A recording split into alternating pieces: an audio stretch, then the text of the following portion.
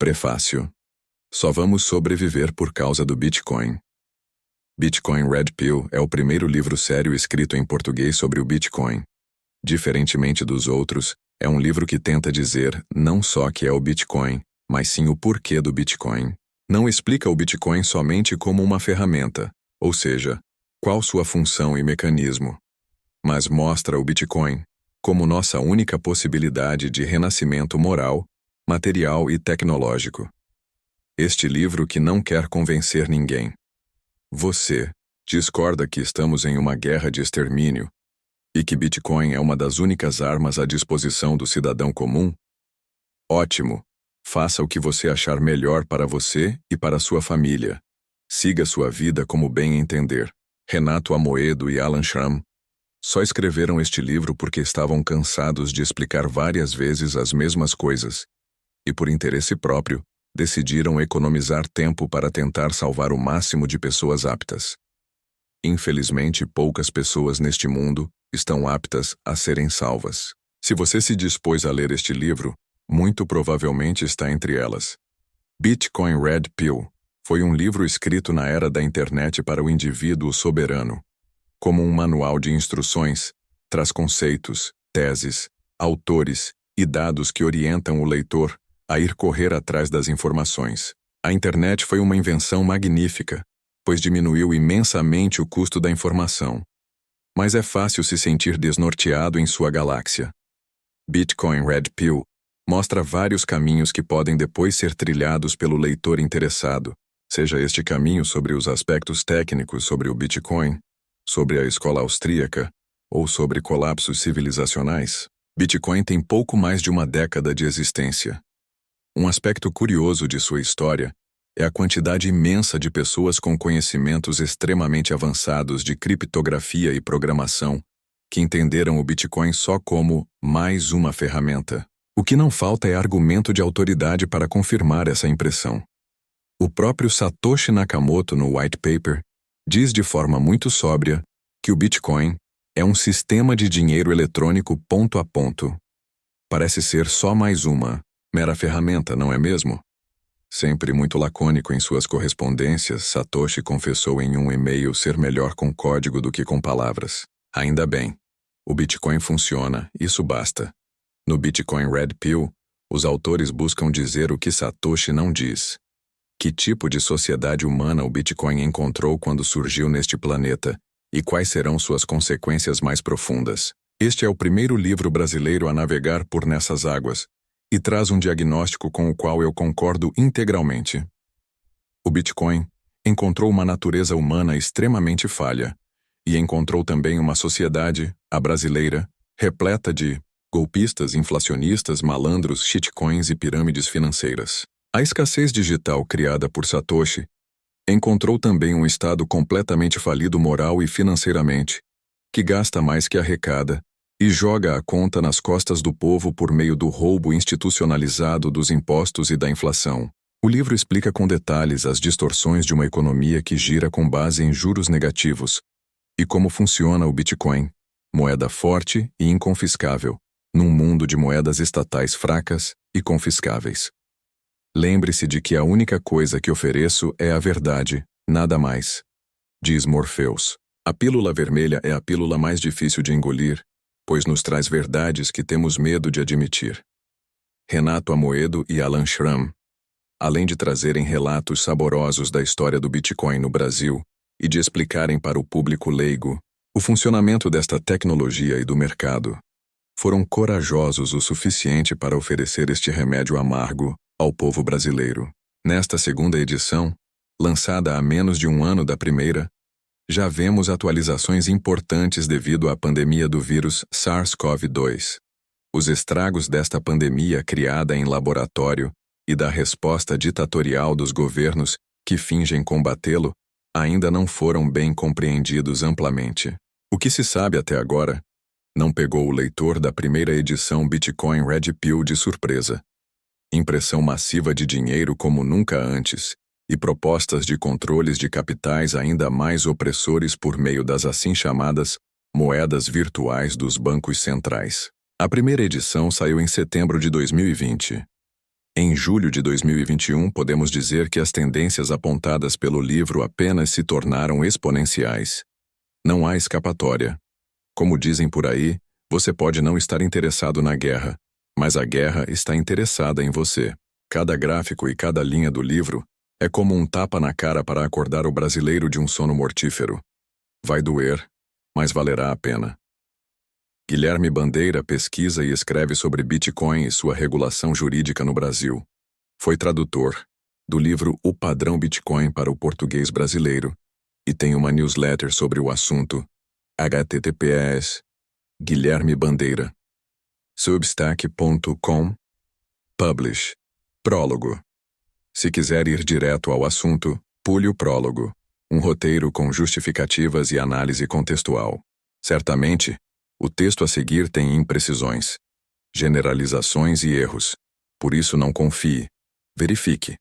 Cada informação relevante tem referências em notas de rodapé ou no glossário. Temas mais complexos vão ser objeto de volume posterior. Bitcoin, Black Pill. Dinheiro, justiça e governo privados. Essa obra se dirige a facilitar a educação de pessoas dispostas a ser livres pela aquisição de fontes e conceitos para que viabilizem libertação pessoal e intelectual. O início da sabedoria é chamar as coisas pelos seus devidos nomes. Por isso se diz que imposto é roubo. O livro foi escrito para economizar o tempo dos autores, que têm que explicar repetidamente a falsidade de diversos mitos. O Bitcoin, BTC. A cultura de criptografia e segurança digital é um bote salva-vidas para a liberdade e prosperidade de diversas famílias e uma das habilidades fundamentais para sobreviver financeiramente. Esse texto é um presente a quem quiser entender os motivos pelos quais 1. Nos últimos 10 anos não existiu nenhum produto financeiro de renda fixa, perda fixa, ou variável, perda variável como as bolsas bolivarianas, com qualquer expectativa média de ganho real no legacy, economia formal. O que fica óbvio até mesmo pelo CDI e B3, Bolsa Bolivariana do Brasil, perderem até do ouro guardado no colchão, sistematicamente, em ambiente de juros negativos e senhoriagem acelerada. Poupar em Bitcoin é assumir alto risco, com alto potencial de ganho. Poupar em perda fixa ou perda variável é certeza de perda no longo prazo. 2. A maioria dos traders são viciados em apostas, e as corretoras funcionam como cassinos. Não há como viver de trade sistematicamente, exceto se você tiver vantagem competitiva sobre os demais atores do mercado, seja na velocidade das execuções, vantagem na difusão ou acesso a dados ou notícias, ou vantagem na capacidade de manipular preço, o que não é o caso de ninguém que emprega dinheiro e tempo em cursos de trade vendidos no YouTube. A literatura científica e lógica demonstra que, no longo prazo, mais de 95% das pessoas se dão melhor empregando o tempo em seu trabalho, ou até mendigando, fazendo preço médio e corrigindo a diversificação da carteira para manter proporção pré-determinada entre ativos com rebalanceamento anual ou semestral. Só quem lucra sistematicamente nessa indústria são vendedores de cursos e relatórios, e as corretoras, o resto é catar moedas na linha do trem. 3. Qualquer promessa de ganho sem esforço ou risco, como em remuneração, garantida acima do mercado, é mentira. Ou não há remuneração sistemática ou não é garantida. As vítimas muitas vezes se enganam com o mantra "está pagando". Ora, todos os esquemas Ponzi pagam enquanto entrarem mais recursos do que saírem. Não existe possibilidade de pessoas cumprirem perpetuamente rendimentos garantidos para fazer trade, que é realmente ganhar de colher para perder de balde. Ou arbitragem. Pior ainda, já que há deseconomia de escala em slippage, né? Se você mandar bitcoins para um desconhecido, provavelmente não vai receber nada de volta. Muito menos em dobro, como prometido nos golpes de giveaway, detalhados no capítulo 2, com impersonificação de Elon Musk, Vitalik, Saylor e outras personalidades, como oferecido nesta live fake no YouTube. 4. Políticos, por mais bem-intencionados que sejam, não podem evitar o colapso e o totalitarismo por meios institucionais, como demonstrado por Olson, Hayek e Hoppe.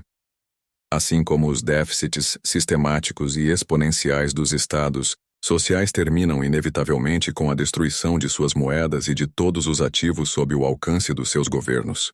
Play stupid games, win stupid prizes. 5.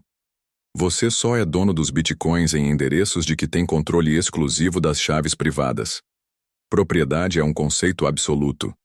Se você tem saldo bancário, ou de ações, ou até escritura de imóvel, e um burocrata pode revogar sua titularidade ou destruir seu valor com tributos, ou até regulações ambientais ou de zoneamento. Então isso não é sua propriedade em seu conceito original. É outra categoria de direito. Ter saldo de bitcoins em corretora não é ter bitcoins.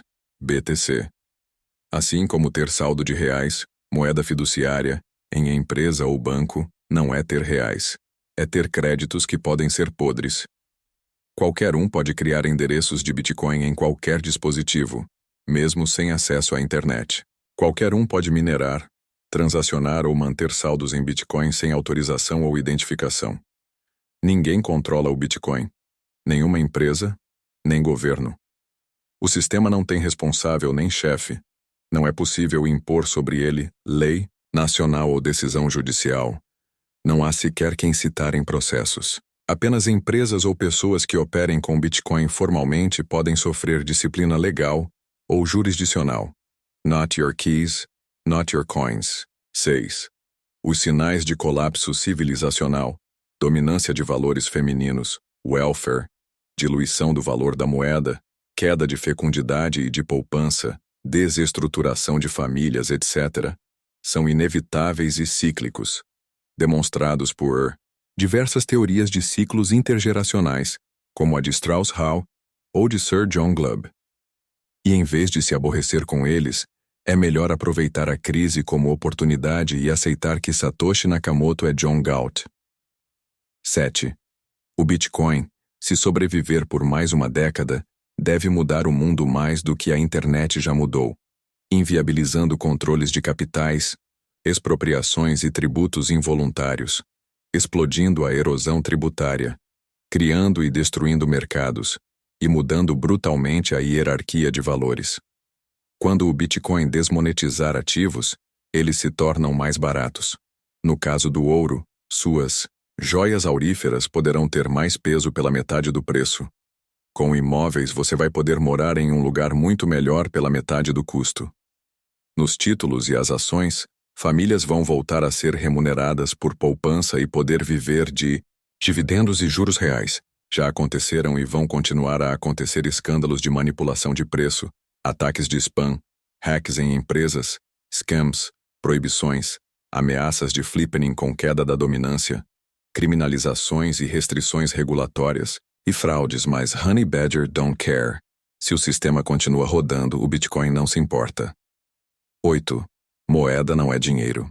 Em termos históricos, todas as moedas fiduciárias, fiats, emitidas por governos, viraram pó, ou tiveram a maior parte de seu valor perdido, em termos reais, historicamente, em relação ao ouro. Assim como as coisas mais baratas da vida são pagas em moeda, as demais são pagas com valores como sua liberdade, paz, saúde, amor, honra ou tempo de vida. 9. O maior investimento que se pode fazer é em educação real, que é cada vez mais oposta à instrução formal. A verdade pode ser afirmada por critérios empíricos, como fatos históricos ou da realidade, ou por critérios lógicos, como a ética argumentativa hoppeana, nunca por autoridade ou convenções, como direito positivo. 10. Os governos policialescos e totalitários travam uma guerra de extermínio contra a liberdade. Nessa guerra, as suas principais, embora não únicas armas, para defender sua liberdade, patrimônio e modo de vida, são criptografia e descentralização. Se você não se prostrar à religião civil ponerológica, então agora o judeu é você, seja hinduísta, Falun Gong, cristão ou islâmico. Todos os países serão infernos ou paraísos fiscais e regulatórios. Não haverá meio termo. pode escolher. 11. É relevante conhecer as 10 operações básicas no ecossistema, seus prós, contras e quando e a quem são indicadas. Trade, hold, lend margin trade, loan colateralizado, scam, ransomware, bounty, arbitragens, mineração e empreendedorismo. Se já dominou os conceitos e ideias acima mencionados, não precisa continuar lendo. Não se deve emitir opiniões públicas sobre assuntos técnicos para os quais não se tenha dedicado algumas milhares de horas em estudo ou experiência. Descobrimos o que realmente era o Bitcoin no início de 2015, e após isso, temos dedicado a maior parte do tempo a compreender e interagir com o ecossistema. Aprendendo com os erros dos outros, evita-se o prejuízo. Da mesma maneira que dependemos de tutores no início da nossa jornada, temos o dever de facilitar o caminho dos que vêm depois, fazendo nossa parte como a plebe do neofeudalismo de Max Kaiser, que logo será a nova nobreza natural após cumprir a missão como Cyber Hornets. Mises Capital versus Samidana. É uma honra viver esse momento da história em que dezenas de paralelos dos colapsos civilizacionais se repetem, tais como queda de fecundidade, efeminação e infantilização de pautas públicas, diluição da moeda, welfare deficitário, desestruturação de famílias, corrupção e ampla captura administrativa. O Bitcoin é uma das tecnologias para servir de bote salva-vidas para quem perceber a realidade. Por isso se diz que cada um compra e vende o Bitcoin no preço que merece, ou quem não comprar Bitcoin sorrindo, vai comprar satoshis chorando. Se você é capaz de ler com boa velocidade e aproveitamento em inglês, então, para aprofundar, leia The Internet of Money, 1,2 e 3, do Andreas Antonopoulos. E, se for programador, o Mastering Bitcoin, do mesmo autor, ou Programming Bitcoin. Learn How to Program Bitcoin from Scratch, de Jimmy Song. Um manual passo a passo é o 21 Lessons, What I've Learned from Falling Down the Bitcoin Rabbit Hole. O opus magnum em português é o Padrão Bitcoin, de Saifedean Ammous. Esses livros são superiores em muitos aspectos a qualquer outra coisa e são facilmente encontrados, gratuitamente na internet. A leitura do verbete Bitcoin, na Wikipédia, em PT e EN, ou Bitcoin Wiki, EN, também são excelentes como primeiros passos. Sobre as implicações políticas e sociais do Bitcoin, recomenda-se Bitcoin Revolution, Ending Tyranny for Fun and Profit.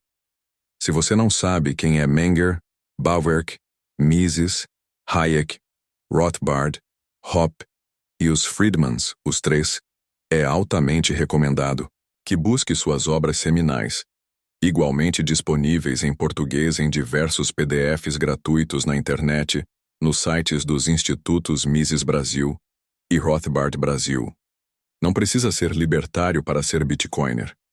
Diversas figuras no país e no exterior, como o próprio Andreas Antonopoulos, têm tendências esquerdopatas claras.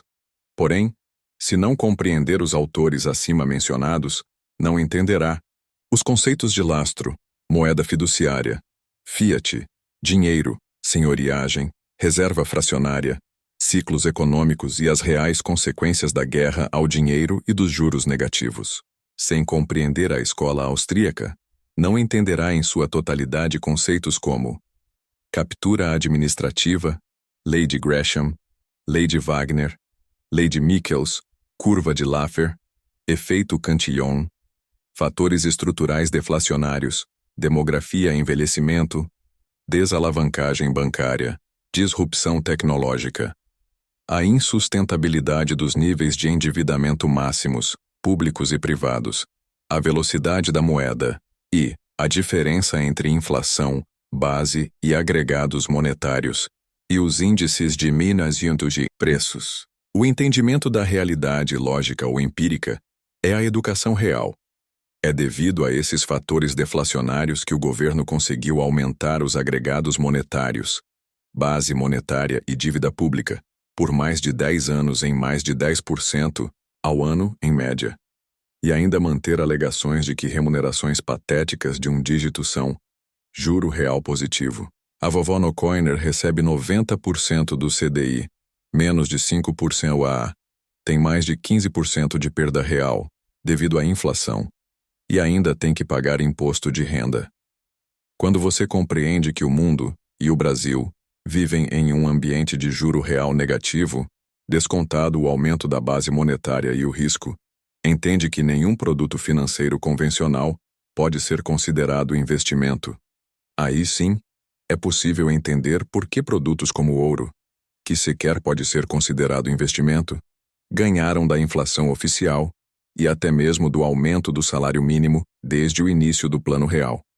Hipoteticamente, se a economia no país crescesse em média 1% ao ano na década e o total de meio circulante aumentasse em mais de 20% o governo enriqueceria diretamente em 19% ao ano devido à nova moeda criada, e indiretamente, através do aumento de impostos decorrente.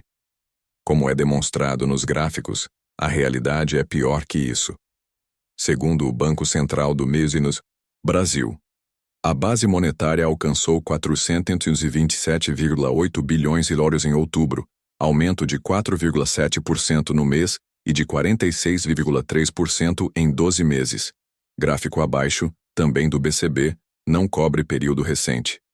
Ora, se o PIB caiu e o número de reais aumentou em mais de 46% em 2020, quanto foi a perda de quem poupou em reais, mesmo que remunerado pela Selic, abaixo de 3% em 2020? No resto do mundo, a situação não é muito melhor.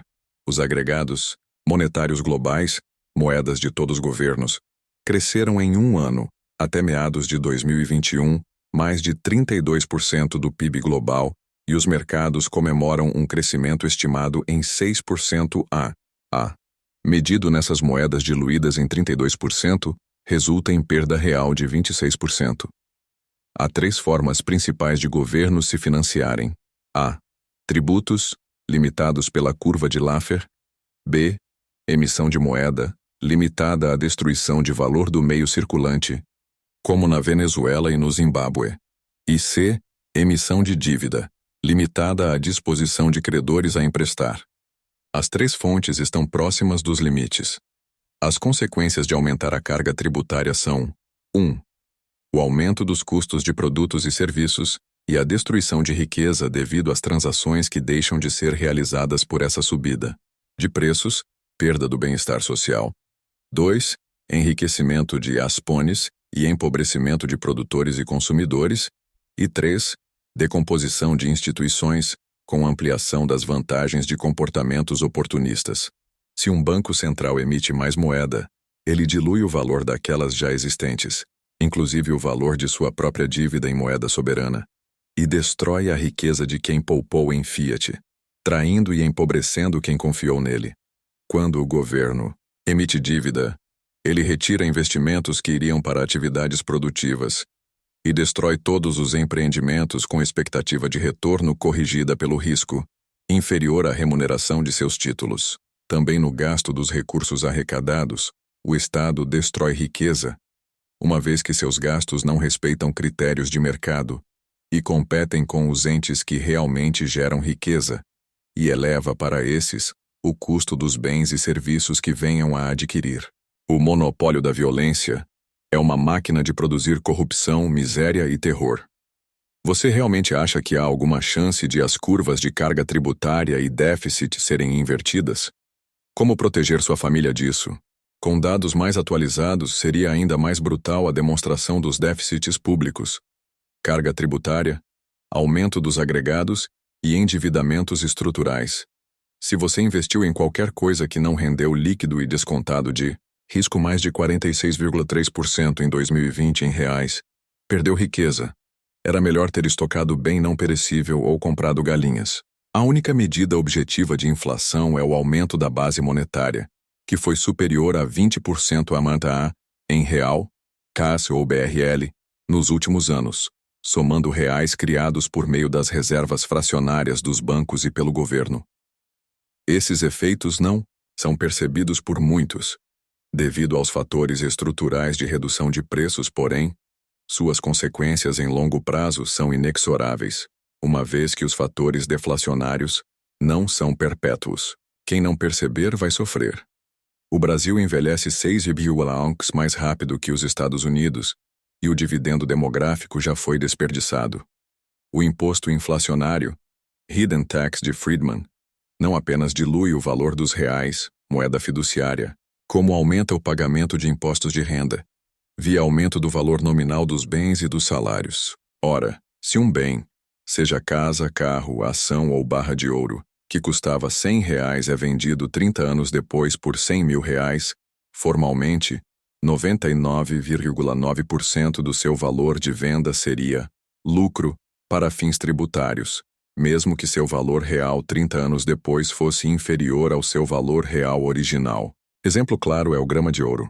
Sua cotação em julho de 1994 foi 11,45, se vendido em maio de 2020, quando a cotação chegou a 321,35, formalmente, R$310 seriam lucro e tributáveis, mesmo que esses 310 comprassem menos bens em 2020 do que 11,45 compravam em 1994. Ou seja, o imposto inflacionário aumenta a arrecadação ao inflar nominalmente a renda, amplia a capacidade do Estado de se endividar ao reduzir o valor real de sua dívida, dilui o valor dos detentores de moeda e títulos de dívida, empobrecendo quem confiou no governo, e subtrai das famílias os benefícios deflacionários da tecnologia. Por isso, a inflação deve ser medida por aumento da base monetária, e não por índices de preços como o IPCA, no Brasil, ou o CPI, no ZEONUA, usualmente manipulados. Grandes mentes discutem ideias, mentes medianas discutem eventos, e as mentes pequenas discutem pessoas, embora no white paper original Satoshi não tenha feito qualquer consideração explícita sobre política ou economia. A mensagem incluída no bloco Gênese do Bitcoin e as postagens em fóruns AD do seu criador, Satoshi Nakamoto, deixam claro que o Bitcoin só se tornou necessário devido aos abusos dos governos em emitir moeda desenfreadamente. Até agora, o número de reais criados pelo governo aumentou mais de 45 reais nominalmente e mais que triplicou em relação ao PIB desde 1994. E em manter níveis exponenciais de déficit, vide o governo norte-americano, que gasta mais do que arrecada desde 2001. O resultado disso é a explosão na base monetária do dólar, em mais de 10x, e da dívida pública, em mais de 5x nos últimos 20 anos. Moeda puramente fiduciária, fiat, é a que não é conversível e só é aceita por imposição legal, denominada curso forçado, como o real ou o euro. O poder de emissão ilimitado cria estímulos perversos para que déficit e endividamento exponenciais sejam uma constante e atinjam níveis sem precedentes. Há 10 mais riqueza em fiat que em ouro. As políticas de guerra ao dinheiro, restrição de uso e propriedade de moeda alodial, e os juros negativos permitem ampliar ainda mais o endividamento público e o totalitarismo financeiro.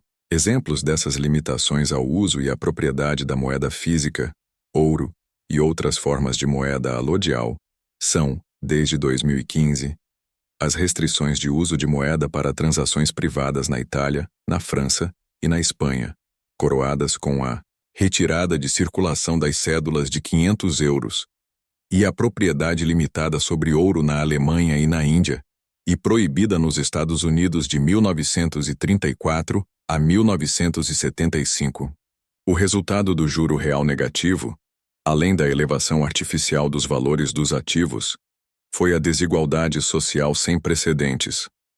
O juro mundialmente apresentava tendência de queda desde 1981, mas o ápice do processo foi demonstrado na última década, em que até ouro, no colchão, superou métricas como o índice Bovespa ou o CDI, ou seja, qualquer investimento bancário sem riscos extremos, o que tende a se agravar com a normalização dos juros e destruição de valor dos ativos convencionais, legacy system, Como demonstrado nas fórmulas do valor presente líquido e do QAPM, considerando riscos de mercado e idiosincráticos, os ativos que têm fluxos de caixa independentes de taxas de juros, como ações, pontos comerciais e imóveis para aluguel, são usualmente avaliados pelas expectativas médias de fluxos descontadas das taxas de juro, ou seja, considerando os riscos na expectativa média de retorno, um ativo qualquer que gere renda teria a sua avaliação equivalente ao quanto de moeda no sistema bancário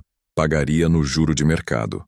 Quanto menor a taxa de juro, maiores ficam as avaliações dos ativos, ceteris paribus, considerando demais fatores constantes. Nesta simplificação, se uma casa gera aluguel de R$1.000 por mês, independente de taxa de juro, e a taxa é de 1% ao mês, 12,68% ao ano, a casa valeria R$100.000, pois R$1.000 é 1% de R$100.000.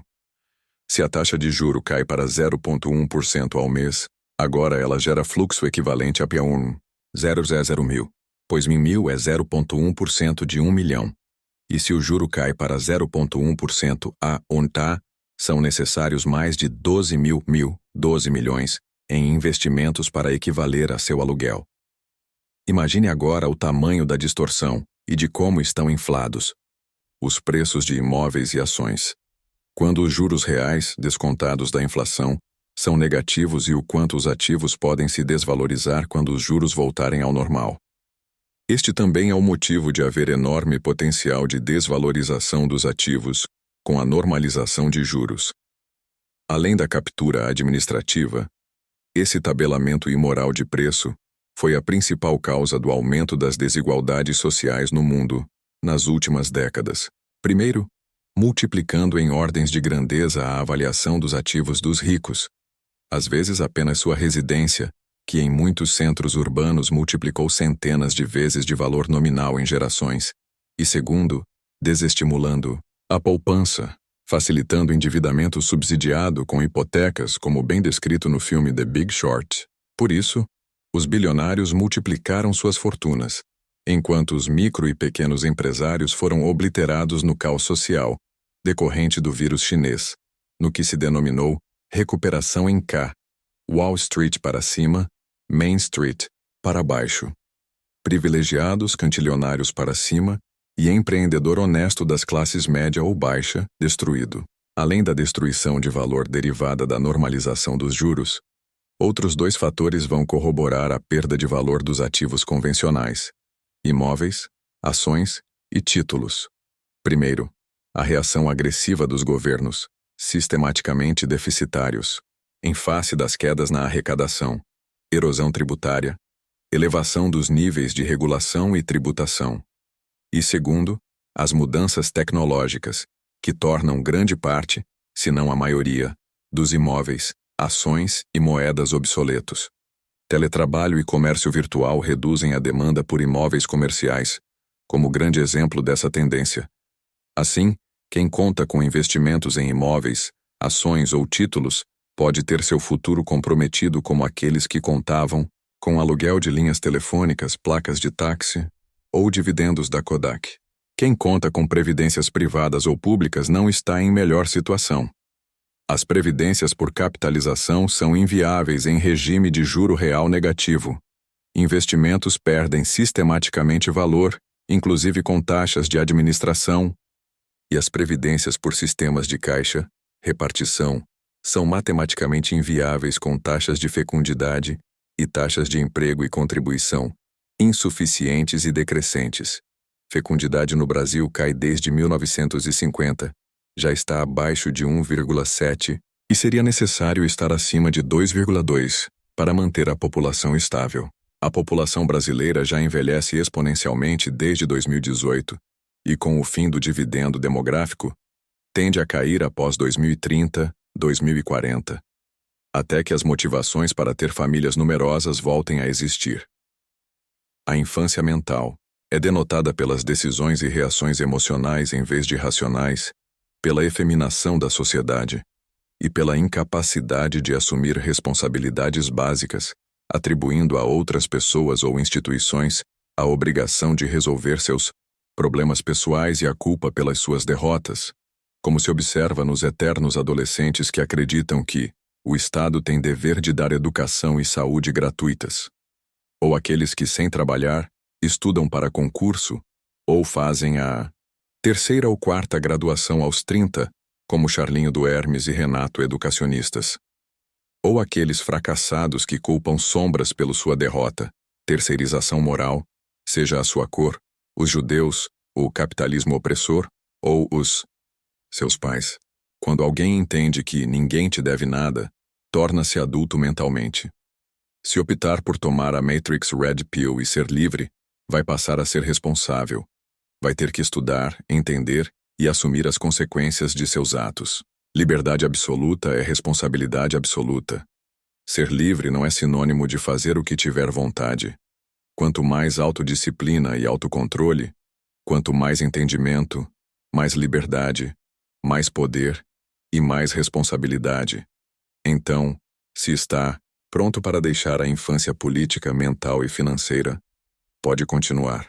Já está mais que consolidado que a instrução formal hoje é oposta à educação real, como já demonstraram Taleb e Robert Kiyosaki no livro Fake Money, Fake Teachers and Fake Assets, Ativos, Moedas e Professores de Mentira.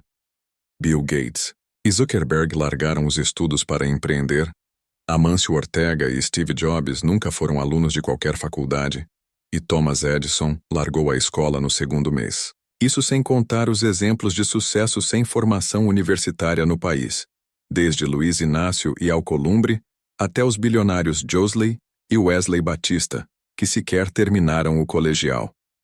Testes oficiais, como o Enem e ENAD, indicam que a maioria dos universitários no país são analfabetos em algum grau. No passado, o consenso era o pensamento mítico e mágico, e abordagens concretas e objetivas eram minoritárias. Alquimia era dominante e química estudo marginal. Astrologia foi dominante por séculos e astronomia era marginal.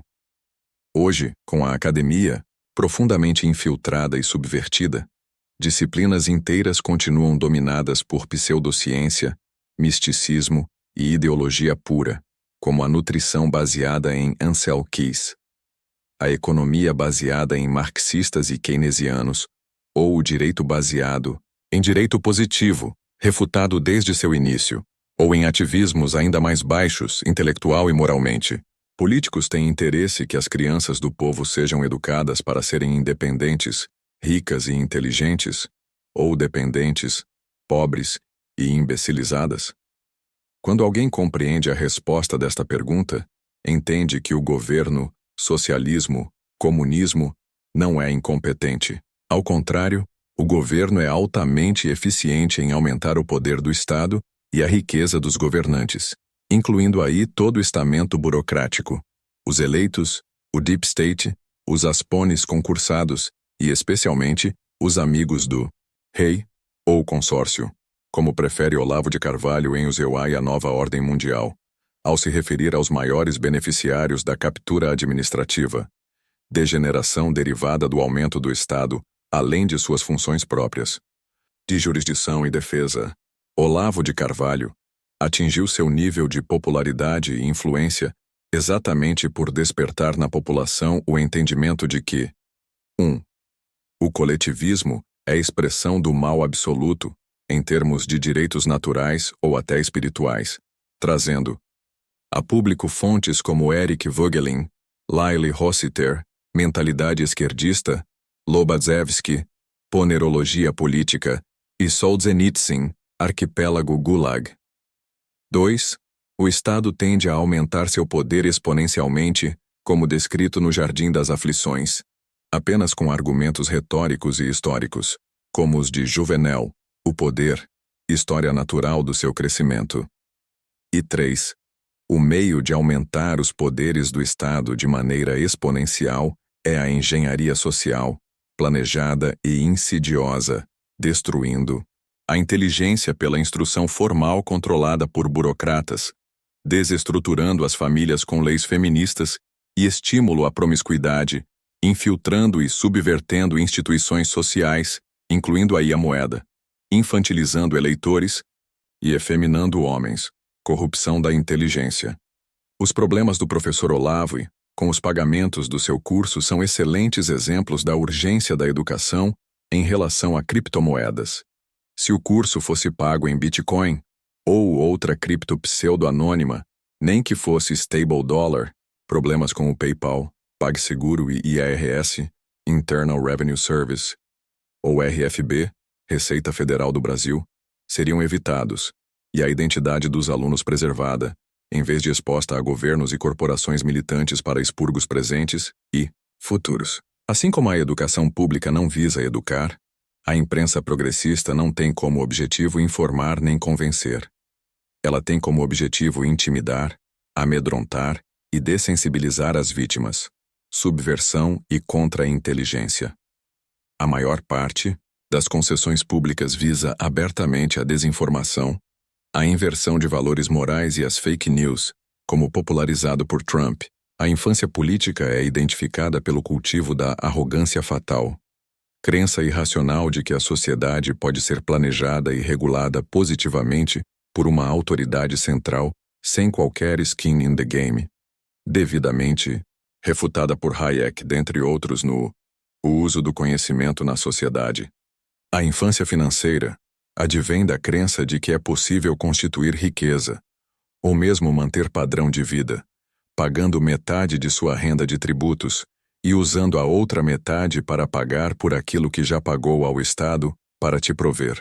Essa condição de infância é usualmente evidente em quem usa moeda estatal exponencialmente diluída para acumular sua poupança na perda fixa, para quem confia em contribuições a sistemas de previdência insustentáveis, ou para os arrojados, que confiam o futuro de suas famílias exclusivamente na compra de ações de empresas e fundos submetidos à soberania de estados sociais. Se quiser entender melhor que dinheiro é a forma de concentrar tempo e liberdade, assista no YouTube a Hidden Secrets of Money, com Mike Maloney. Se o leitor tiver menos de 40 anos, provavelmente não vai receber nada significativo de aposentadoria, mesmo que seja servidor público. Caia na real. De onde acha que o governo brasileiro vai tirar dinheiro para pagar aposentadoria em 35 anos, quando for o país mais velho das Américas? Sua poupança e sua eventual herança em 10 anos poderão não valer nada, como os ativos dos venezuelanos, que viraram pó. A solução está no conhecimento. Se continuar a leitura, vai ser exposto a verdades que podem te libertar. Por esses motivos, foi criada uma alternativa de reserva de valor superior ao ouro em certos critérios aristotélicos do dinheiro. O Bitcoin. Os atributos de moeda são fungibilidade, as unidades serem indistinguíveis umas das outras, divisibilidade, durabilidade, transportabilidade e, se além de moeda for dinheiro, deve ter o atributo da escassez para servir de reserva de valor. O Bitcoin é mais divisível, mais transportável, mais fungível. Já é mais escasso em oferta marginal, inflação anual, que o ouro após maio de 2020, e até agora tem sido durável. Embora nesse critério, o track record do ouro imponha superioridade com milhares de anos e maior resiliência.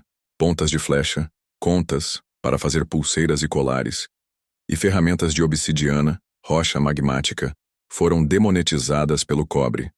O cobre foi demonetizado pela prata. A prata, pelo ouro. O ouro, por fiats. Agora, fiats estão sendo demonetizadas pelo Bitcoin, a abstração suprema. Esse processo ocorreu no mundo em milênios, e no Brasil em poucos séculos com os indígenas, denotando ser orgânico. Em todos os processos anteriores, os amigos do rei enriqueceram às custas dos poupadores. Agora, o varejo, a plebe pequeno investidor, enriqueceu antes do legacy, instituições tradicionais, fundos, bancos e governos. Por isso, o Bitcoin não é a oportunidade da geração, mas a oportunidade da história da humanidade. A falha grave na argumentação de quem defende que a morte das moedas fiduciárias, o fim das empresas zumbis e a irrelevância de governos são processos inevitáveis devido à queda dos custos de transação e aumento dos custos administrativos, como detalhado por Coase e Calabrese, Melamed. Quem prevê a inevitabilidade do futuro baseado em projeções de tendências econômicas são os marxistas e malthusianos. Ambos erram completamente. Neste aspecto, há mais razão com o Paulo Cogos do que com Peter Turguniev. A engenharia social da fraudemia deixa claro como populações podem aceitar a destruição de grande parte da economia privada e a revogação de liberdades com base em mera propaganda estatal ou atos abertamente ilegais. E há pessoas muito inteligentes que não entendem a urgência e utilidade do Bitcoin, simplesmente por viver em bolhas de crença na legalidade e legitimidade estatal. Se você acredita que o governo te deu educação, saúde e segurança, e que a moeda emitida por ele te protege de perdas, não haveria por que migrar para as nuvens. Classe média do primeiro mundo, aspones, marajás, empresários amigos do rei, e os mais corrompidos moralmente vão ser os últimos a aceitar. Por isso que se diz que o Bitcoin é um buraco negro que atrai primeiro aqueles elementos de maior massa e densidade intelectual e moral. Procedimentos de lockdown, confinamento de gente inocente e saudável, sem qualquer fundamento empírico ou lógico, que destroem empresas, empregos e poupança, ou a obrigatoriedade de uso de máscaras de pano ineptas e insalubres, mesmo após resultados superiores, em instituições, economia e imunidade de manada, em países que não adotaram o lockdown, como Suécia e Uruguai, demonstram como a humanidade pode perder liberdades e riqueza rapidamente e sem motivo real, vez que a mortalidade da doença é de menos de 2% em septuagenários, Diamond Princess, e de menos de 1.200 em saudáveis, USS Theodore Roosevelt, 81, sem tratamentos específicos. Trata-se de arrogância fatal prever o resultado de futuras interações de mercado entre bilhões de agentes. Como experiências de ditaduras totalitárias na China, Cuba e Coreia do Norte provam, governos podem sim interferir em custos de transação. E novas tecnologias podem reduzir brutalmente os custos administrativos e de controle social. Várias tecnologias superiores em diversos aspectos já foram rejeitadas no teste real de eficiência no mercado, ou por interferência regulatória. Essa argumentação indica que a Web 1.0, sites estáticos e não interativos, foi capaz de tornar serviços postais obsoletos com os e-mails, locadoras de DVDs e venda de CDs igualmente eliminados por serviços de download. A Web 2.0, sites interativos e apps, destruiu grande parte dos mercados de transportes e táxis, Uber e similares, telefonia, Skype, WhatsApp, comércio presencial, com entregas como Rappi, Uber Eats e iFood, e até de imóveis comerciais, com telemedicina, teletrabalho e escritórios virtuais. E a Web 3.0, inteligente e descentralizada, iria igualmente inviabilizar a capacidade de governos de proibir ou interromper a oferta de serviços e produtos pela internet, vez que o Uber pode ser fechado ou interrompido em uma jurisdição, mas não o Bitcoin e o Arcade City. Com a substituição de smartphones por wearables, dispositivos vestíveis, é possível que o governo veja e ouça mais do que as pessoas veem e ouvem em seu meio, com câmeras nos óculos de realidade aumentada ou virtual, AR, VR. Com a popularização do uso da internet, Big Data e Machine Learning, grandes empresas têm poder de interferir na opinião pública e eleições, como no escândalo da Cambridge Analytica e nos diversos escândalos que comprovaram que Facebook, Google, Marx e outras empresas têm compromissos íntimos com grupos de extrema esquerda. Com o fim das moedas alodiais, novos níveis de totalitarismo e controle são iminentes. Inclusive, permitindo juros ainda mais negativos e mais gasto estatal.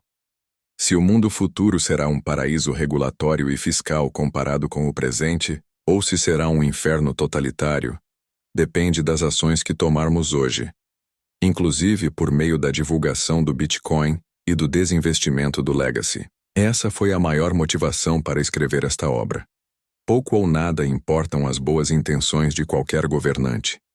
como se diz no ditado popular, de boas intenções, o inferno está cheio, como já foi comprovado por Hayek em O Caminho da Servidão. Uma vez adotado o Estado Social, welfare, o caminho para o colapso é inevitável. Para terminar o prólogo, é necessária a demonstração, corolário, do quão frágil e improvável qualquer melhora pelo voto, em uma breve digressão sobre o governo que seria oposição a tudo que estava posto até então. Bolsonaro foi eleito com as principais promessas de combater o desarmamento e o comunismo, desaparelhar a administração e reduzir o Estado.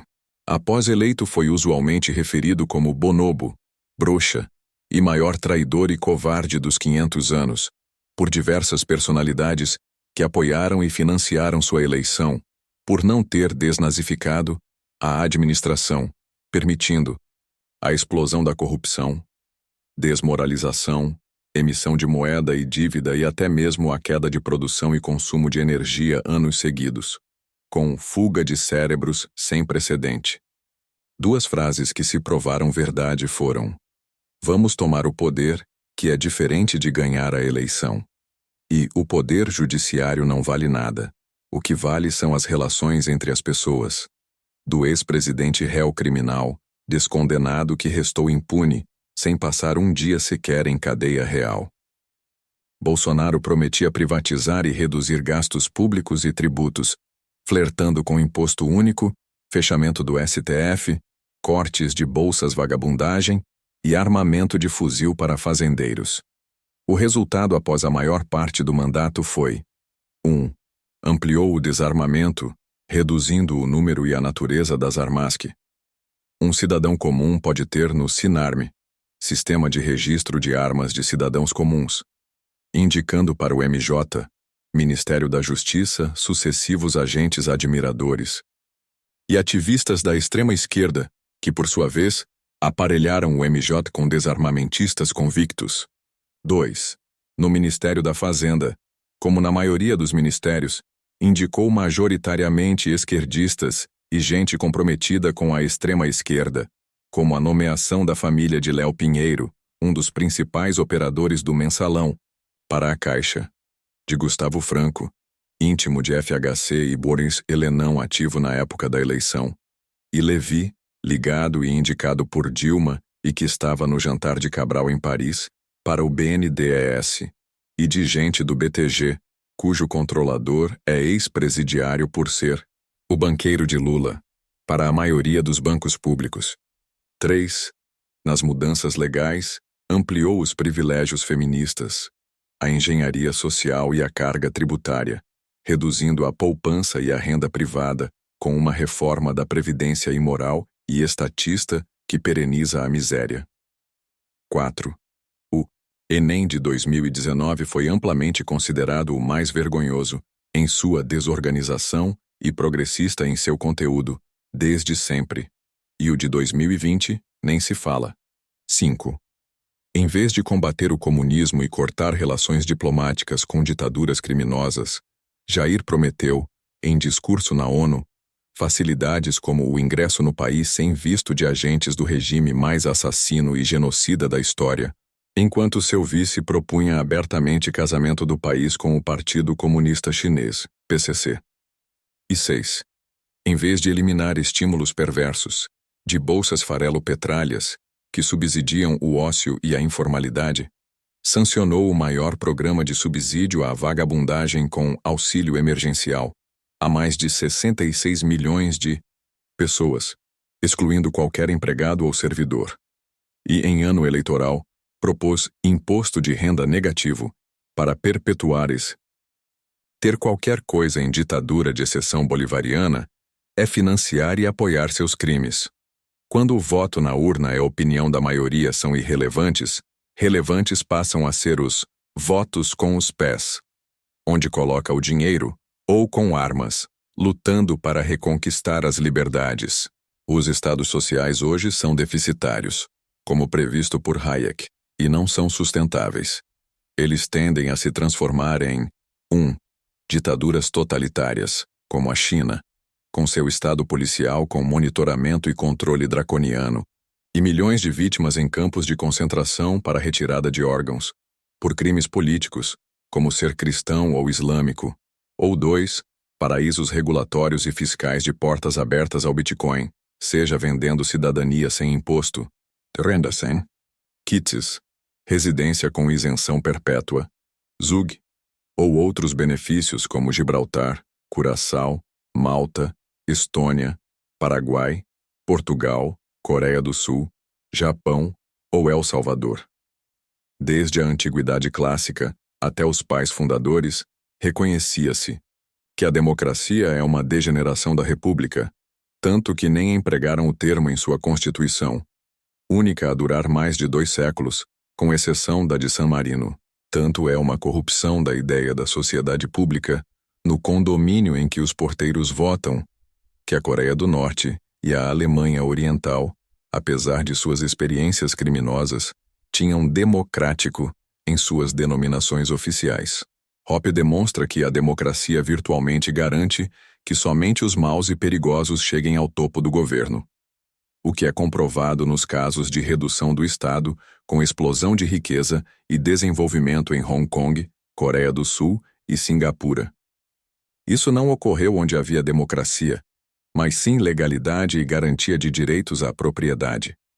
Também é demonstrado há décadas, tanto pelas escolas de economia política do Public Choice, teoria das escolhas públicas, e de Bloomington, que é categoricamente impossível regenerar estado de exceção totalitário por vias institucionais, e tampouco sem eliminar as elites dirigentes ou grupos concentrados de interesse, como demonstrado no Problema de Olson, ou Problema da Ação Coletiva.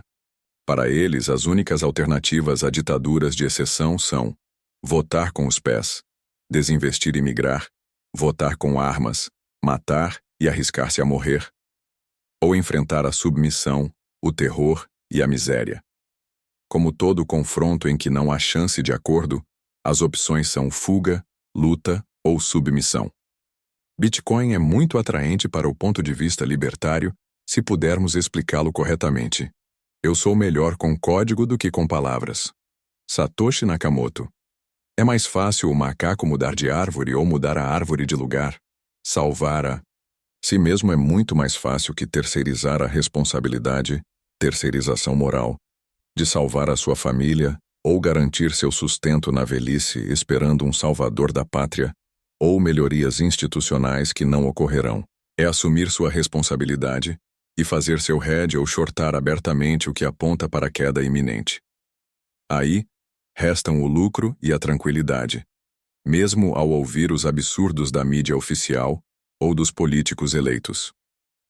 A utilidade da informação não é perdida quando partilhada. Por isso, PI, propriedade intelectual, é roubo. Sua natureza é violenta, vez que a única maneira de impor esses direitos é involuntária, por monopólio não contratual. Sinta-se à vontade para reproduzir parcial ou totalmente a obra, contanto que referencie a fonte. Em uma lista de personalidades relevantes na comunidade, para busca de mais conteúdo, não podem faltar Fernando Ulrich e Safiri Félix, grandes speakers de Bitcoin que produziram conteúdos muito didáticos para iniciantes. Richard Reitenband também tem excelentes materiais como a série Os Antifrágeis, explicando a obra de Nassim Taleb capítulo por capítulo. Há canais de resumos de notícias, como Visão Libertária, Ideias Radicais, ressalvado, que já elogiou a Atlas Pirâmide Descarada e apaga vídeos quando muda de opinião. Investidor Libertário, Roberto Pantoja e Coreia Concassi. Quanto a Atlas, Análise Técnica, os principais atores em português são Guilherme Renaud e Fausto Botelho, acertam mais que erram, mas ambos já foram oprimidos. Os bitcoinheiros são maximalistas de alto valor e reputação. Número de seguidores e views não são medidas de qualidade na internet. Diversos golpistas e piramideiros têm centenas de milhares de seguidores. Inclusive, o YouTube, há anos, lucra com crimes e golpes anunciados na plataforma. Há entes mais antigos na comunidade e com muito mais conhecimento técnico, reputação e horas dedicadas ao ecossistema que os autores, como Felipe Mica, Rodrigo Souza, Marco Carnut, Algorista, Daniel Fraga e Narcélio Filho. Se tiver dúvida sobre a reputação de alguém, verifique. Pergunte a alguém em quem confie. Construa sua rede de confiança. IoT, Web of Trust. Uma das máximas da comunidade é Don't Trust, Verify. Não confie, verifique. Everyone is a scammer, and willpower is your only defense. Rede de confiança, WOT, Web of Trust. Outras fontes em português recomendadas para quem passou do básico são O Café com Satoshi, relatório quinzenal da Paradigma. Capital. O relatório da Nox, além dos cursos de derivativos de João Paulo da Nox Bitcoin. 21 milhões podcast, João Grilo. Foxbit Research, relatório da Foxbit. Explica Bitcoin. Era Bitcoin. Explica. Traduções de artigos gringos sobre Bitcoin e o portal Livecoins. Em inglês, os principais canais do YouTube são Kaiser Report, Cointelegraph, Crypto Tips, BTC Sessions e Bitcoin Fixes This, do Jimmy Song. Para um nível mais avançado, além das comunidades nas redes sociais, os podcasts de Stefan Livera, Laura Shin, Bitcoin Unchained, e o Peter McCormack, What Bitcoin Did Podcast, Anthony Pompliano, The Pomp Podcast, Guy Swan, Bitcoin Audible, Saifedean Ammous, The Bitcoin Standard Podcast, que tem crescido mais que os canais de YouTube, e BitChute. Uma etapa importante na educação em criptomoedas é cursar MOOCs, cursos virtuais normalmente gratuitos, como o da Universidade de Nicosia, ou o curso sobre economia austríaca e Bitcoin, da The Bitcoin Standard Academy, de Saifedean. Introdução. A doença ponerológica e a cura criptográfica. O futuro não chega para todos ao mesmo tempo. Ainda há pessoas que vivem em casas sem energia elétrica ou água encanada, se locomovem por tração animal e cozinham com lenha. A criptografia foi considerada arma de guerra por gerações. Entretanto, armas nas mãos de combatentes que não sabem quem é o inimigo, nem em que guerra estão lutando, não têm valor algum.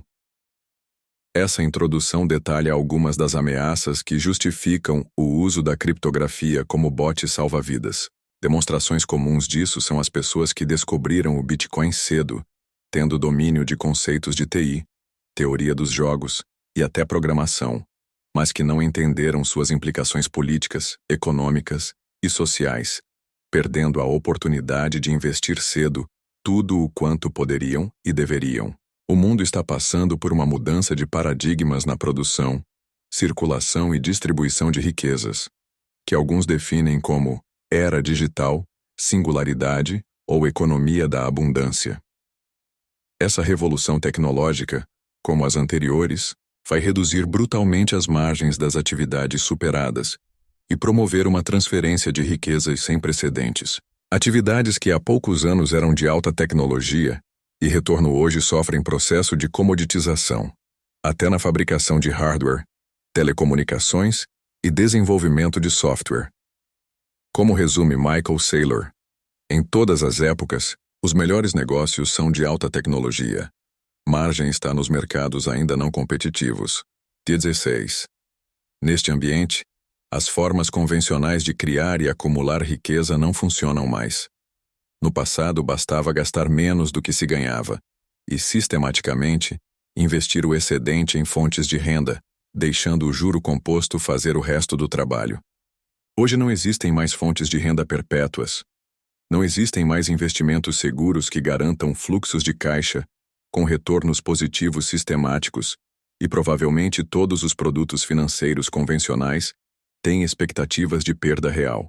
Essa disfunção alimenta a ética hedonística do consumismo e a irresponsabilidade, que induz as populações à miséria e ao voto nos estatistas, uma vez que, quando se quer o impossível, apenas mentirosos podem satisfazê-lo. Ora, foi pela falta de acesso a produtos financeiros idôneos a produzir ganhos que, por gerações, os investimentos prioritários do brasileiro, em especial de baixa renda, eram imóveis, para a agropecuária no interior e para a construção nas áreas urbanas, chegando-se ao ponto de haver mais lojas de materiais de construção que padarias. Diante da queda da fecundidade e da massificação do comércio digital, as demandas por imóveis residenciais e comerciais tiveram suas tendências comprometidas. A agricultura profissional de pequeno porte se inviabilizou, como consequência da quebra da segurança jurídica no campo, vide ações terroristas impunes do MST, movimento dos sem terra e desarmamento covarde dos inocentes, da indústria de multas ambientais e da injustiça do trabalho. O que aconteceu com quem vivia de alugar placas de táxi? O que aconteceu com a renda de quem alugava linhas telefônicas? O mesmo deve acontecer cada vez mais rápido em dezenas de setores, até o final da próxima década, considerando as curvas exponenciais, com os governos, suas moedas fiduciárias e todos os investimentos sob seu controle soberano. Novas indústrias surgem com tecnologias da Internet of Business, Big Data, Blockchain, IoT, AR, VR, AI, Analytics e Cybersecurity, a ponto de mais de 90% dos ganhos dos índices convencionais de ações dos US nos últimos anos serem de empresas com ênfase nas FAANGs, com praticamente todos os demais setores tendo suas rentabilidades mitigadas. Isso denota a morte de grandes corporações e declínio de setores inteiros que eram dominantes há menos de uma década. As ações tendem a ser substituídas por equity tokens, as moedas fiduciárias de governos por cryptocurrency e sistemas democráticos por democracias societárias e sistemas de consenso ou holocráticos. A riqueza também tende a migrar dos ativos físicos para aqueles imateriais como conhecimento. O fim do sistema convencional, legacy system, não é evidente apenas na perda de lucratividade e eficiência das empresas tradicionais, mas também no esgotamento dos modelos governamentais, políticos e sociais, em face do fim dos poderes estatais que os financiam. As sociedades ocidentais vivem em crises morais, financeiras e demográficas, evidentes pelos níveis de fecundidade abaixo dos níveis mínimos de manutenção, pelos juros reais negativos, pela guerra ao dinheiro, com a progressiva ameaça de fim do dinheiro físico e totalitarismo financeiro, e pelo déficit sistemático e exponencial dos estados sociais, welfare states, demonstrando sua insustentabilidade e a iminência de seu colapso. A pirâmide de Maslow demonstra que, satisfeitas as demandas mais primitivas, novas demandas surgem hierarquicamente para os seres humanos. Quem está sendo sufocado por minutos não vai se preocupar em estar com sede por horas. E quem não tem água por dias não vai se preocupar com a fome. Na verdade, ganhar dinheiro, ter sexo ou obter aceitação social só é uma grande preocupação nas camadas iniciais da personalidade, ou seja, para aqueles que têm dificuldade de atingir esses objetivos. Quem ler e compreender os objetivos deste livro e ainda não for independente, vai avançar uma camada nesta pirâmide. Vai vencer uma preocupação comum para liberar tempo e energia para questões superiores. Hierarquia das necessidades de Maslow. Compreendendo esse conceito e observando como as prioridades médias da população têm descido para baixo na pirâmide referida, fica claro como a camada da personalidade média da população, o QI, e o desempenho em testes de conhecimento informativo, tem decaído sistematicamente por décadas no Brasil. Nenhuma sociedade com QI médio inferior a 90 chegou ao primeiro mundo. E, com exceção de lugares que experimentaram o terror comunista, nenhum país com QI médio acima de 100 deixou de se tornar desenvolvido. As correlações entre baixa preferência temporal, autocontrole de sacrificar benefícios no presente para usufruir no futuro, o alto QI e maior renda são observáveis em indivíduos e em populações, embora haja grande controvérsia entre a causalidade recíproca ou comum. A destruição da inteligência não é o principal problema do país. Ela é apenas uma consequência do processo ponerológico que implantou a patocracia e o estado de exceção no país. A ponerologia é uma doença mental coletiva promovida pela engenharia social que utiliza o marxismo cultural como ferramenta de infiltração e subversão. Para quem nunca teve contato com estes conceitos, as estratégias de inteligência dos grupos totalitários podem parecer teoria da conspiração, mas essa é a explicação simples porque, nas mais diversas áreas do conhecimento e das políticas públicas, teorias e mitos refutados são tidos como verdades científicas e senso comum. O fato é que as instituições brasileiras são aparelhos marxistas, como tribunais, mídia, academia e até igrejas, porque foram infiltradas e subvertidas por ações de contra-inteligência por mais de 90 anos através de concursos fraudados ou enviesados e de assassinatos de reputação ou reais. Primeiro, pelo esforço soviético, e após isso por seus sucessores como o Foro de São Paulo. Desta maneira, o cultivo da mentira, da falta de inteligência, da corrupção e da miséria foi planejado e executado como ferramenta de engenharia social. Governos precisam de populações majoritariamente pobres, dependentes e submissas para manter seu poder. Se as pessoas forem independentes, ricas e céticas, elas vão atribuir poderes aos governos. Esta é a razão real de o governo controlar a educação e a moeda. Evidência de como existe uma brutal diferença entre a verdade e as informações direcionadas para as massas é o indicador de preço que funcionou com 95% de precisão, se interpretado no sentido inverso. Foi a subida do preço do Bitcoin, quando a CNBC fazia reportagens negativas, e a queda quando fazia manchetes positivas. Uma demonstração objetiva de que o crescimento do Estado é uma ferramenta de engenharia social e não ocorre de boa-fé, pelo menos quando há psicopatas no poder, é a violação dos limites das curvas de Laffer e de Hahn pela instituição de alíquotas mais altas que o ponto ótimo de arrecadação. Como comprovado por extensa literatura, mesmo nos Estados Unidos os governos poderiam arrecadar mais reduzindo os níveis de tributação e gasto público, mas não o fazem para satisfazer grupos lobistas devido à captura administrativa. Outra tendência da engenharia social, ressaltada por autores como Stéphane Molyneux, como sinal do colapso civilizacional, é o relativismo moral, com ápice nas histerias transexualista, negrista, gaysista, pedófila, zoófila e feminista, como pautas relevantes de debate político e com superestímulo à promiscuidade e castração em crianças. Um dos fatores cruciais que inviabilizou a manutenção da escravidão em sociedades cristãs, embora esse fosse um instituto mencionado e reconhecido na Bíblia, foi a restrição moral à promiscuidade. Escravos que têm relações monogâmicas passam a ter relações conhecidas de parentesco e, formando famílias, passam a ter pessoas dispostas a matar e a morrer umas pelas outras e a ter identidade ancestral.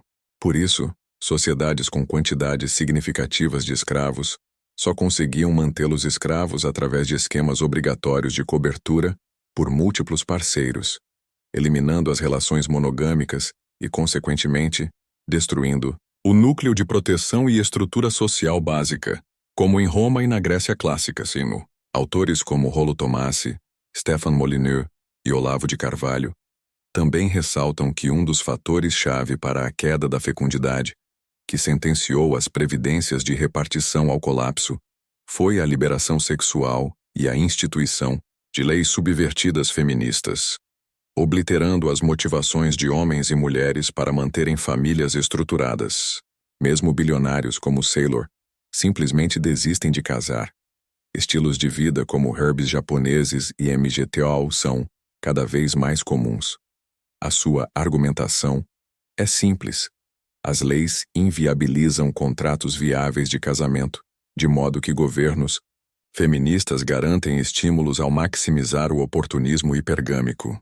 Em outras palavras, o governo é uma máquina de transferir riqueza e poder de produtores, a maioria homens, para dar a beneficiários de renda estatal, a maioria mulheres, como é óbvio pelos dados de pagamento de impostos ou até mesmo contribuições e benefícios previdenciários. Historicamente, o que um homem poderia oferecer como homem era segurança física, material e emocional, e o que uma mulher poderia oferecer era fertilidade, aferida por atributos físicos, e fidelidade. Por isso, virgindade é ativo para a mulher e passivo para o homem no cálculo do valor sexual, e de maneira inversa, a promiscuidade. Essa troca ficou inviabilizada com leis feministas atuais, como a absurda e antinatural paternidade involuntária por DNA, fomentando o golpe da barriga, promiscuidade e nascimentos fora do casamento, a ponto de Molyneux denominar o welfare state como single mom state, devido à altíssima correlação entre desestruturação familiar e moral e o aumento do estado social. As mulheres não precisam mais de segurança do homem, agora provida oficialmente pelo Estado em cada um dos aspectos. Os homens, sem qualquer garantia de fidelidade e com amplo acesso a sexo com custo marginal quase zero, não têm motivação para investir em procriação de filhos, sob os quais não terão poder, comprometendo sua renda por décadas e que podem até não ser deles. Segurança física é o que explica as filas de mulheres jovens e bonitas para visitas íntimas nas cadeias. Uma vez que sejam mulheres de bandido filiado à facção, passam a ser protegidas até mesmo de talaricagem no tribunal do crime. Fora do ambiente controlado por facção criminosa assumida, o protetor da mulher é o Estado, que faz propaganda afirmando que seu marido ou seu pai é agressor e estuprador em potencial e deve ser denunciado ao Estado. Segurança material é o homem exercer papel de provedor. Com mulheres ganhando mais e tendo mais instrução que homens, graças à explosão de assistencialismo, distorções e gastos públicos do Estado gigolô, as mulheres não precisam mais de provedor. Ainda pior, com mais instrução e renda, a mulher tende a se avaliar muitos pontos acima do seu real valor sexual de mercado, ficando alienada, na busca por relacionamentos, mesmo conseguindo muitos parceiros sexuais, por nunca encontrar um par que ela julga digno para compromisso e que a aceitaria. Ainda pior quando é enganada pela promessa de estabilidade de previdência, cargo público ou herança. Essa é a gênese usual das tias dos gatos e das mães de pets. Humanos também são animais. Seus comportamentos têm aspectos evolutivos etnobiológicos, consolidados em milhares de anos de pressões seletivas. Homens serem homens, mulheres serem mulheres, e humanos serem seres gregários e tribalistas. Quando normas jurídicas inviabilizam o exercício dos comportamentos naturais, contrariando o direito natural e o PNA, as famílias, comunidades e países se degeneram, com destruição das instituições, queda da fecundidade, diluição da moeda e da moral. Por isso, os governos e corporações estimulam a degeneração dos valores morais e éticos, por meio de leis de alimentos e pensões, bolsas assistencialistas, que não permitem a ascensão dos mais pobres, mantendo-os eternamente na pobreza. Privilégios a grupos de poder, incluindo minorias intolerantes, e campanhas culturais subversivas. A finalidade é única e simples: obter mais e mais votos e ativistas para partidos de extrema esquerda, alimentando o ciclo de mais impostos para os produtores e mais auxílio aos parasitas. Outro exemplo da histeria e infantilização coletiva, usadas em prol de interesses corporativos e estatais, é a preocupação com falsas questões ambientais, como na década de 1980, com o buraco na camada de ozônio, ou a mania atual do aquecimento global, rebatizado para mudanças climáticas, desmoralizada recentemente pela descoberta de processos como o escurecimento global. Ora, sobram evidências de que a Terra já foi muito mais quente e mais fria, muitas outras vezes. E havendo ou não havendo mudanças climáticas, a sociedade vai se adaptar muito melhor sem regulações estatais do que com elas. Ademais, os maiores desastres ambientais da história provocados pela humanidade foram causados por estados totalitários, e não por empresas, vide Chernobyl, Kistin e o Mar de Aral na URSS, e a grande ideia de Mao Tse-tung de matar pardais, campanha Mate um Pardal, provocando a grande fome na China. A ditadura comunista é campeã atual em qualquer tipo de passivo ambiental. O efeito Gell-Mann de amnésia Ilustra como pessoas altamente instruídas aceitam fontes refutadas por elas mesmas, desde que em temas nos quais não sejam especializadas. Desde Hayek, para não dizer desde os Founding Fathers, qualquer jurista de respeito entende que só existem direitos públicos negativos, e promessas de saúde e educação públicas são o caminho da servidão, levando inevitavelmente ao totalitarismo. Qualquer médico ou nutricionista com formação mínima sabe que os mitos acerca das gorduras saturadas, sal e fibras, difundidos por Ansel Keys, são mentiras descaradas, como afirmações de que pecuária é prejudicial ao meio ambiente. Qualquer economista decente entende que o ambiente intelectual de keynesianismo e marxismo só leva a mais estatismo, subdesenvolvimento e pobreza. Agora, cada um deles, embora entenda que o senso comum ou discurso convencional sobre sua área seja um monte de mentiras refutadas, ainda tende a dar crédito pleno às mesmas fontes, academia, mídia, governo, nos demais temas. O grupo de cypherpunks no qual o Bitcoin começou já compreendia o entendimento de Hoppe de que a democracia é o Deus que falhou. Na verdade, há muitos exemplos de democracias funcionais, como as societárias, embora até mesmo os Founding Fathers tivessem ojeriza a este termo, evitando-o na Constituição americana e utilizando o termo república. Assim como a adoração pelo termo democracia por ditaduras totalitárias e assassinas como a República Popular Democrática da Coreia, Coreia do Norte, e a República Democrática Alemã, Alemanha Oriental. Uma democracia em que os beneficiários líquidos, parasitas em linguagem ecológica, votam e têm maioria é como um condomínio em que os porteiros e visitantes votam. Ora, os porteiros e visitantes que não pagam condomínio vão sempre votar para que sejam ampliados seus benefícios e as taxas condominiais, até que as unidades percam todo o seu valor e o condomínio quebre. Esse é o resumo do que é um Estado social, e porque todas as experiências de dar saúde e educação gratuitas sempre terminaram em tragédia, terror e miséria, desde a República de Weimar até a atual colonização da Europa pelo Islã, através dos welfare magnates, que impõem a Sharia e sua cultura de violência e estupro sistemático de mulheres ou crianças infiéis. Nassim Taleb, em sua obra magna Skin in the Game, demonstra os riscos inerentes à dissociação do controle e propriedade, e da tomada de decisões sem a assunção de consequências.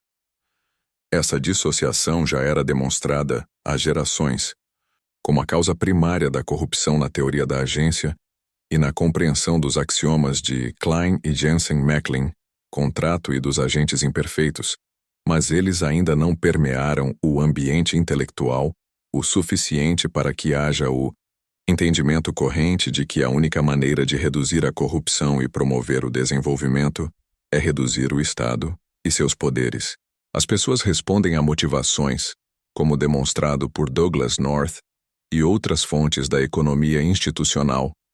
O que faz um país ser desenvolvido ou subdesenvolvido são suas instituições. Sistemas em que comportamentos dominantes são oportunistas levam à corrupção endêmica e ao subdesenvolvimento.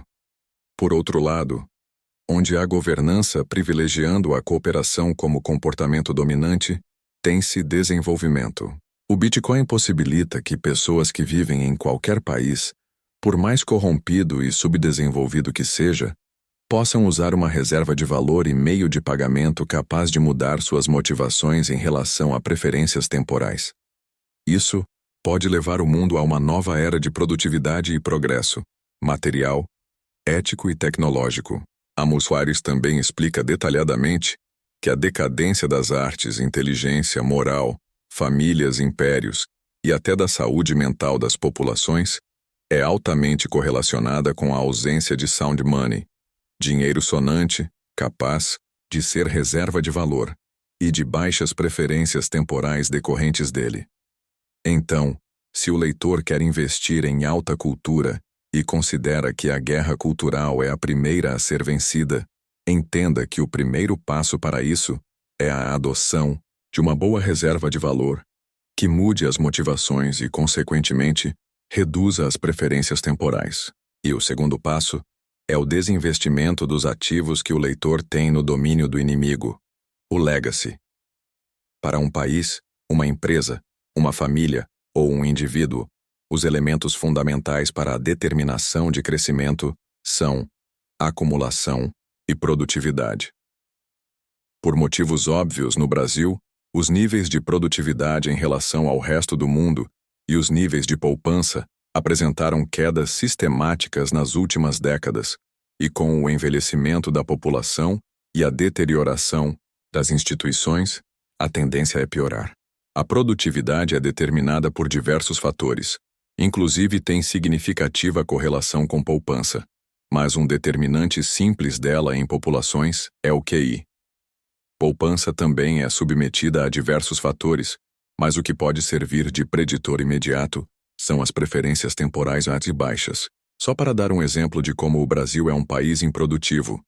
Segundo dados oficiais, menos de 25% das terras são produtivas, somando cidades, agricultura, infraestruturas e pecuária, enquanto a maioria dos países desenvolvidos empregam mais de 75%. Para piorar, no caso de Banânia, mesmo nesta fração útil, a produtividade ainda é baixíssima, com pouco uso de mão de obra, inviabilizada pela legislação trabalhista engessada, e tecnologias de ponta, inviabilizada pela regulação e tributação sufocantes. Os níveis de eficiência e produtividade da utilização da mão de obra não são melhores. Dados os níveis absurdos de inatividade, como os nem trabalha e nem estuda, eternos estudantes e desempregados, e tendem a piorar com o envelhecimento. É uma demonstração de ignorância ou má-fé pessoas advogarem por determinação da taxa de juro pelo governo ou pela redução da taxa Selic para estimular a economia.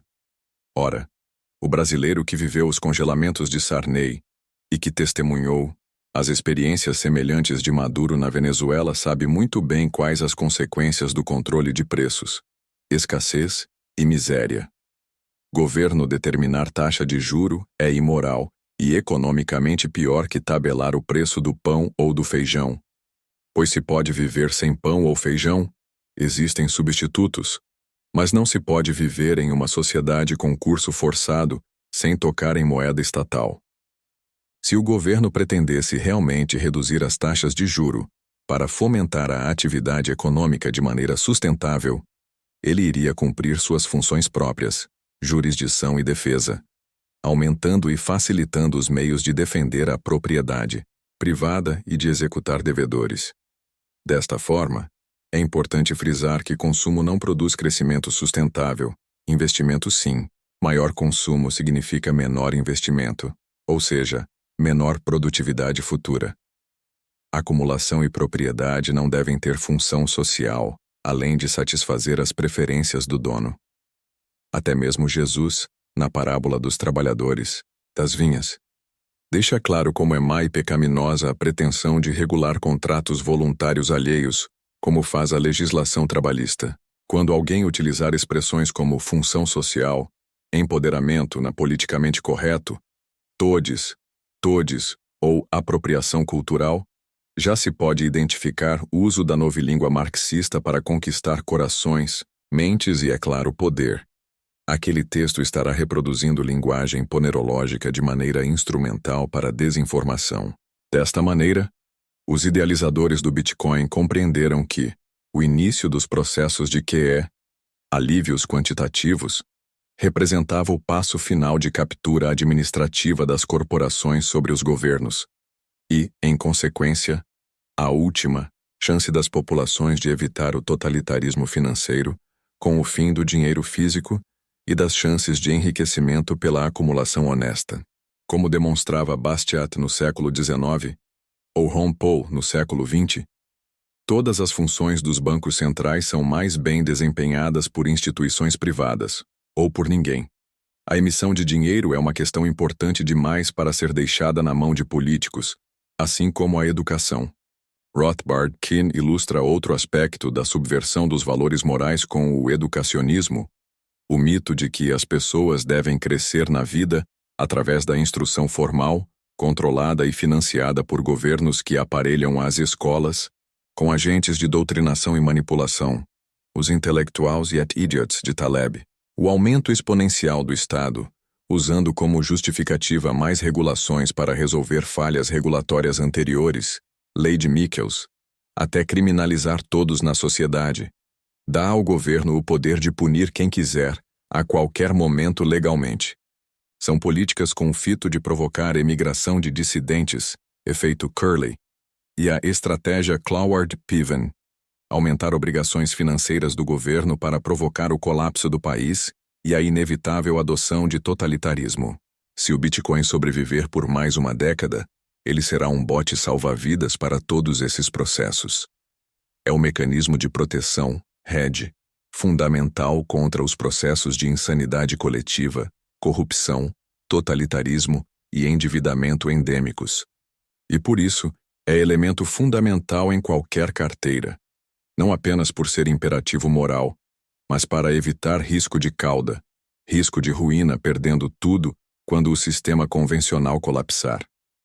Por isso, até Taleb reconheceu que o Bitcoin é o início de algo grandioso, uma moeda sem um governo, algo necessário e imperativo.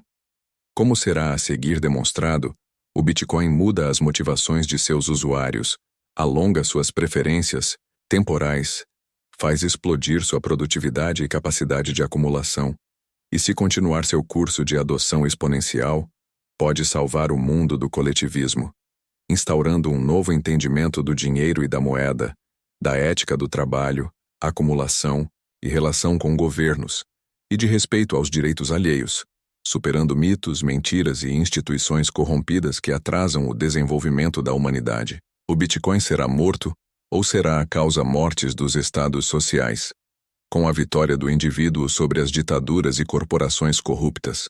Para isso que foi concebido. Não é possível manter sob escravidão pessoas armadas e determinadas a serem livres, como Masada demonstrou. Satoshi expressou isso ao afirmar que, em algumas décadas, o subsídio será muito pequeno e as tarifas de mineração serão a principal remuneração pelos nós de mineração. Estou certo de que em 20 anos haverá um volume de transação muito grande ou nenhum volume, é vencer ou morrer. Quando a maior parte da riqueza não puder ser expropriada, controlada ou mesmo ter titularidade suspensa por governos ou tribunais, não haverá como recolher tributos involuntariamente. Penas ou multas, e a ação estatal, involuntária não terão mais sentido, viabilidade ou efeito prático. Com o aumento exponencial dos dados e poderes acumulados por governos e corporações, o mundo se encontra às vésperas de um meio-termo entre as distopias descritas em 1984 e Admirável Mundo Novo. Quem quiser evitar viver o drama da revolução dos bichos terá que se evadir da fazenda antes das fases finais da revolução. E o Bitcoin é uma das tecnologias úteis para evitar o domínio totalitário e para facilitar a fuga de onde o totalitarismo não possa ser evitado. É uma guerra de extermínio. A cultura vencedora deste fork social será o modelo a ser perpetuado nas futuras gerações. Não tem acordo ou meio termo, não tem prisão, nem rendição. Você será livre como nunca sonhou, ou escravo como ninguém nunca foi.